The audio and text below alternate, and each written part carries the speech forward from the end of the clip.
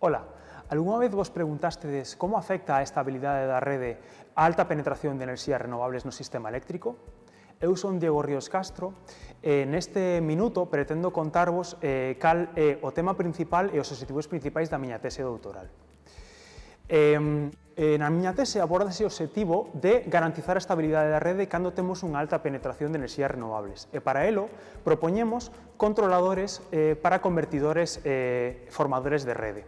Un convertidor formador de rede é un sistema fundamental nun sistema eléctrico e altamente penetrado por renovables, porque ademais de inxectar enerxía eléctrica á rede, establece e é quen de controlar a tensión e a frecuencia da rede.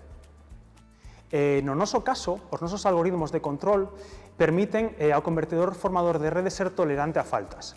Isto quere dicir que, cando se produce unha falta no sistema eléctrico, son capaces de limitar a corrente manténdose conectados a él. Desta maneira, permítese dar soporte en tensión e frecuencia da rede durante a falta, o cal é moi interesante para garantir a estabilidade do sistema eléctrico.